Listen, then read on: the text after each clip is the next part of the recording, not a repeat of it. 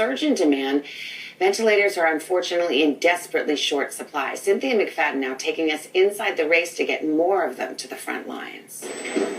Tonight, NBC News has learned that 4 ventilator companies will be upping their production of ventilators by 50%.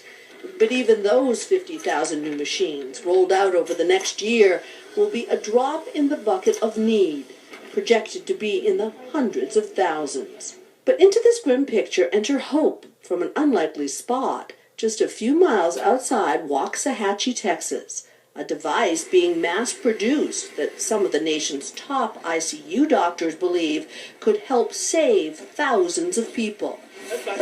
Out behind his house in a series of 4-car garages, Chris Austin, his family, and a few other volunteers are making what may be a miracle: helmets for ventilation. The only one available in the U.S. that meets FDA requirements and has been studied in a hospital.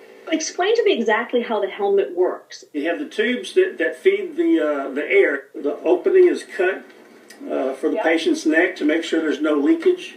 Versions of the spacesuit-like helmet have been widely used in Italy, but never really caught on in the U.S., except for here at the University of Chicago, where ICU doctors started studying it 4 years ago. They were encouraged by the fact some patients could be spared for being put on a ventilator by using the helmet. Even if it's 1 out of 3 or 1 out of 5. That is the case. That would be a game changer when we're seeing this tidal wave of patients who need a ventilator. Dr. Patel and her mentor, Dr. John Kress, have been working closely with Chris Austin to modify the helmets for COVID-19 patients. Dr. Kress put the helmet to work this week. Here is one of the first patients, an 81-year-old man. Having the oxygen that comes right off the wall supply without a ventilator at all is the idea, and it went very well. Back in Texas, orders pour in from all over the world. VA hospitals, Johns Hopkins, Mass General have all placed orders, as well as Canada, Mexico, Italy, and many more. Even though they're now producing 1,000 helmets a week, they've been unable to keep up with demand. Working 2 shifts, basically 24/7. We're all here till 2, 3, 4 in the morning. Is anybody sleeping in your household? The dog, she's the head of security. But he expects to be producing 5,000 units in just a few days, thanks to a surprise call from the CEO of Virgin Galactic. He said, "Chris, I saw what you do, and we want to help, whatever it takes." Chris told him he needed more machines, but didn't have the cash to pay for them. Later that day, we had a call from the supplier that said, "Somebody just paid your bill. They'll be shipping tomorrow."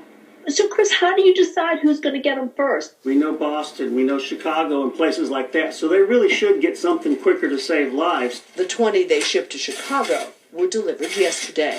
I think the helmet has the potential to avoid needing ventilators and endotracheal tubes for all of our patients. I hope that our contribution is that perhaps we can spare a few ventilators for patients and give them to the patients that need them. And a final note. The helmets cost $162 before the coronavirus, and they still do.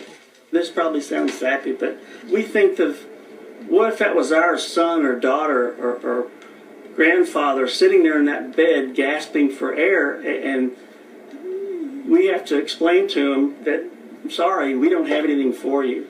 And this, I think, will make it much more available for a larger number of people, as many places as we can get. So that's what really matters. Chris is offering to share the design for his helmets with any manufacturer who can make them for free. It looks like he's already got 2 takers in Michigan. Savannah, All right, Cynthia, thank you so much. Doesn't that just do your heart good? Okay. I love Chris in this moment. Wow, what an incredible guy. To see a good American innovator helping his fellow human beings. Thank you to him. We're back with our panel in just a moment. We'll talk about some of the things you can do to help.